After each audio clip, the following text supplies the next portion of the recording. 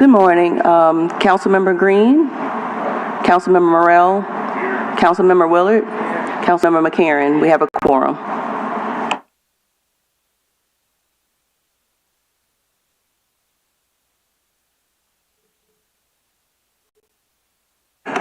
First up, we will do the approval of the minutes from the Joint Committee meeting on April 15th. I will move. Seconded by Council Vice President Willard. All in favor say aye. All right. 4 yeas, no nays. This next matter is you, right? All right. Okay, next we'll have a presentation from Entergy on regarding community solar on the direct transfer trip update. And that's for docket UD 18-03.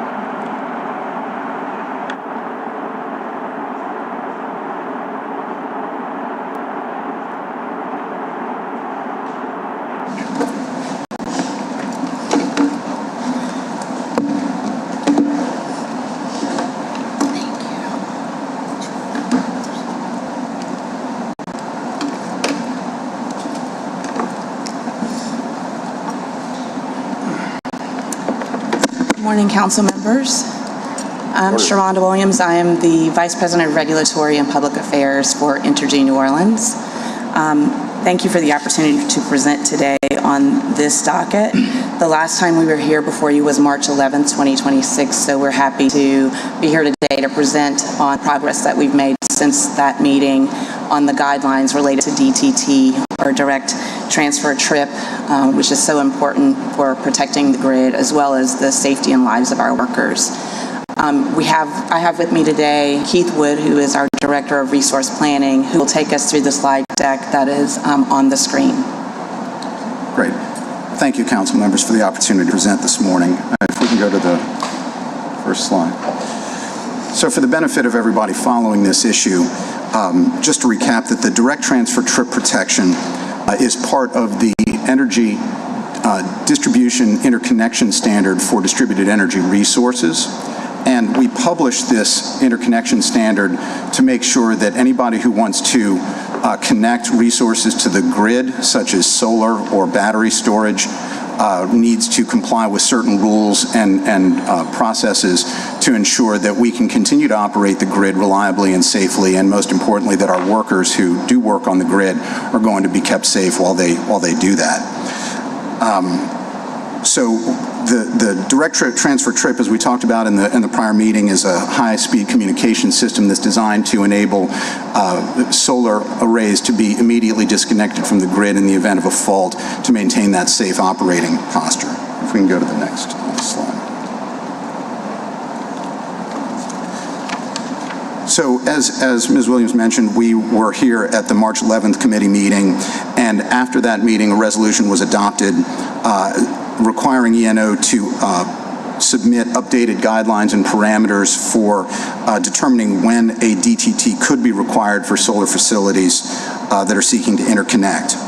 So we filed those updated parameters and guidelines on April 27th in accordance with the resolution. And to do that, we worked with Schweitzer Engineering Laboratories, a major third-party engineering firm, to help develop the guidelines and the revised standard, making sure that we follow industry best practices and that we continue to keep in the front of the mind the reliability of the grid and the safety of our workers, but without causing any undue burden for developers seeking to build projects. So as part of the filing, we submitted a decision tree to help the developers evaluate their own projects and have a better understanding of what might be required there. And then we also committed that meeting to complete a full update of our distribution engineering standard, interconnection standard, by June of 2026 to capture the updated DTT parameters there.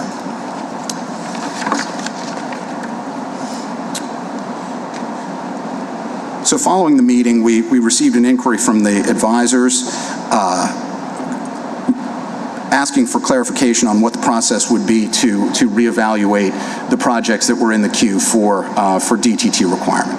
So we clarified that for any project that requested a reevaluation, we would be able to do that within a 14 business day window. And so we've received 5 requests from projects that were already in the queue, and we did complete all of those reevaluations within the 14-day period. So the results of those 5 projects were, first of all, that 3 of the 5 projects are not going to need a DTT to complete their project.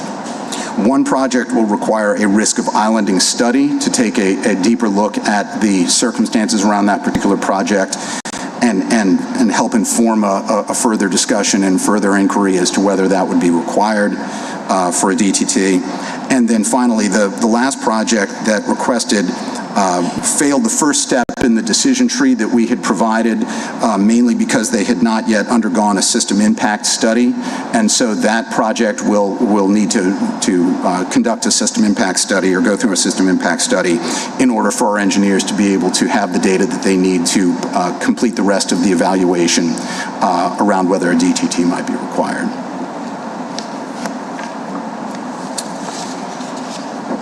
So as we talked about at the prior meeting and in the May 13th letter, whether a DTT is required is always going to be determined on a case-by-case basis based on the specific characteristics of the project being requested and where it's going to be located on the grid, its size, its configuration. And so at this point, we cannot say how many projects may still require a DTT, but we're hopeful that the updated parameters and then the standard, once it comes out in June, will provide guidance to developers trying to make those determinations. If a project does require a risk of islanding study, that is a longer process. The 14-day period for review would definitely be exceeded in that case. And again, when a project needs to go through a risk of islanding study, it's going to be dependent on the particulars there to see how quickly that can be worked through. And then just to conclude, I think once the standard is published, all of this that we've been putting out as far as the updated parameters will be incorporated there, so it will become part of the permanent standard that's adopted across the energy operating companies. So just to conclude, we remain committed to working with the subscriber organizations on an individual basis for projects that they're seeking to build, to help them determine what requirements the standard has for them and what might be required as far as DTT. We recognize that there's a great deal of interest in community solar. We want the community solar implementation to be successful. There's been a great deal of interest from customers throughout the city, including some of our larger commercial customers who have their own sustainability goals and recognize that this program could be an opportunity for them to see some benefits and help them meet their own goals. So I think we're all trying to make sure that this is a successful implementation. And with that, I'll be happy to take any questions. I just have a quick question, and I'll open up for anybody else. Of the 3 projects of the 5 that went through the screening process, the 3 that do not need it, or have they moved into the construction queue? Do you know what's next for those projects or what their statuses are? I don't know off the top of my head. I believe that they're still in the application queue, and so we have this kind of 2-part queue. All of these projects we have come through. I think we had a total of about 15 that entered the application queue. I believe only maybe 1 is actually in the construction queue, but that's up to the subscriber organizations to take the steps to kind of move forward, and then they can move into the construction queue at that point. Okay, and do you know on those projects that didn't require it, is it because they are lower capacity projects, like less than 5 kilowatts, or do you know any, like? I don't know for a fact whether those projects were less than 5 megawatts. I would assume it really is going to. I think it mainly is going to be driven by where they're seeking to interconnect on the grid, and the situation with other customers and possibly DERs in that location. But the size of the project could potentially have an effect as well. Okay. Thank you. That's all I had. Anybody else with questions? my screen is it. Oh, I see. Councilmember Willard. Thank you, Councilmember McCarran. Thank you for the presentation. Just a couple of questions. I thought this was good step in the right direction. Have you gotten any feedback from the local community solar developers on this presentation? Have y'all talked to any of them? Well, we've not specifically on the presentation that we just put up, but as far as this issue around DTT, we have been in contact with the subscriber organizations throughout this process, not just on the DTT, but on lots and lots of issues and questions that they've had around their own particular projects and the requirements. So yes, we've had a great deal of interaction with, I think, probably all of the subscriber organizations about the issue of DTT over the last many months. Okay, thank you. Next question I had, in the presentation you talk about possibly having to do the risk of islanding study and a system impact study. Do you have an idea of how much that'll cost, those types of studies? I don't have any idea on risk of islanding study. That would be performed would be contracted by the developer who's building the project. They would engage a third party to perform that study for them, and then we would work under an NDA with their selected consultant to provide the information that they need to do the risk of islanding study. The system impact study is one of the regular studies that we perform on projects across our system, and it's one of a number of different studies that can be performed. And so we've published a list on our website of kind of the order of those go, and you start with a feasibility study, and then you move to a system impact study. In the system impact study, we would collect an initial deposit of $20,000 to do the study. The cost of the study, the developer will pay the actual cost of the study, whatever it is, and that $20,000 would be applied towards the actual cost of the study. And that's the system impact study would generally take around 2 to 3 months to complete. Okay. All right. Thank you. Member Morrell. Thank you. Do we have any cards from any to speak? Okay, then I'll hold my comments after they speak. Thank you. Councilmember Green? Okay. With that, we have Natalie Jordy.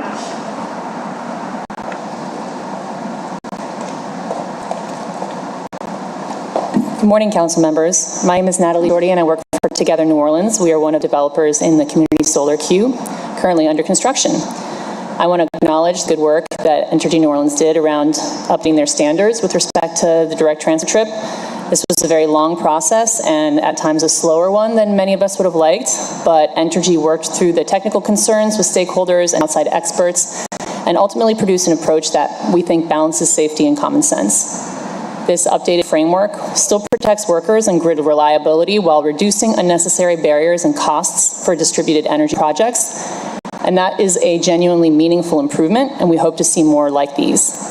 We often spend time in these meetings disagreeing, so I think it's important to also acknowledge when a utility listens, works through an issue carefully, and lands a better place. I really appreciate Entergy's work on this and the outcome that they reached, and your work also to bring that outcome forward. Thank you.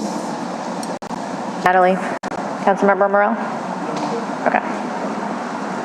All right, so with that, we will move on to item number 4.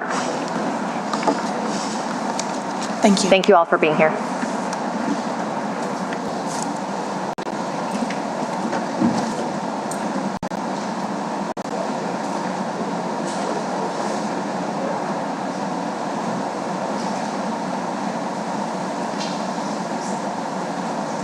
Okay, so this one is a resolution establishing rulemaking to revise the IRP rules regarding distributed energy resources.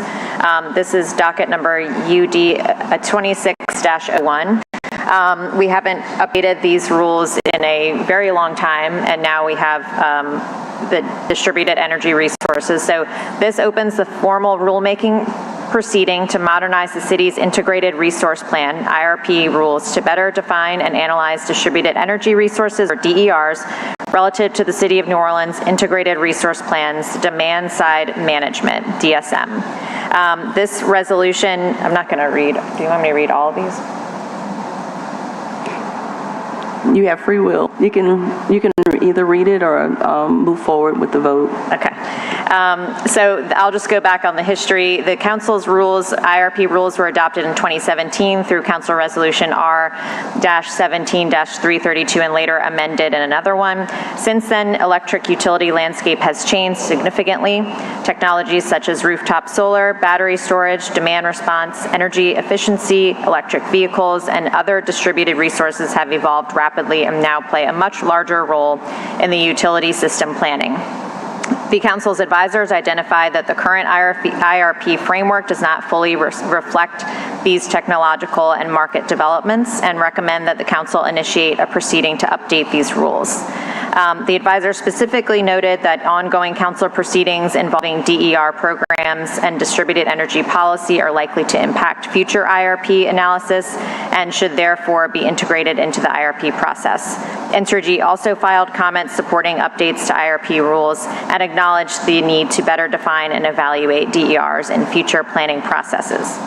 This resolution does not adopt substantive rule changes today. Instead, it creates a transparent stakeholder process or procedure schedule to evaluate and develop proposed revisions to the IRP rules.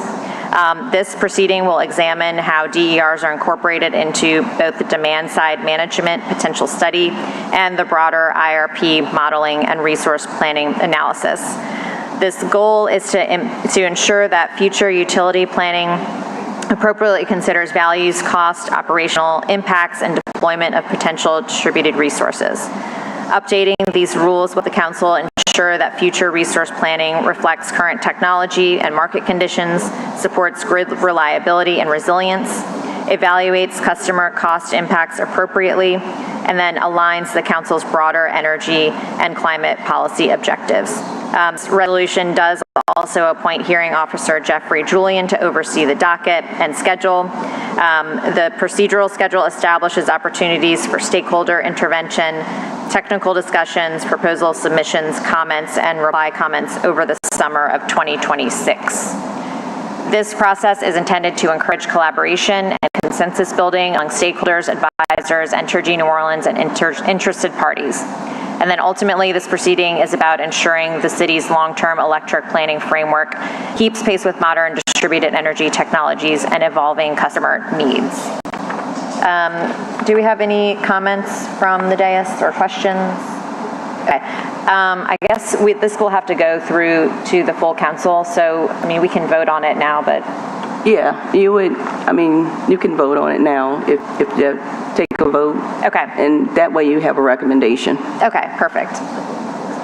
Moved by Councilmember Morell, and I've seconded. All those in favor?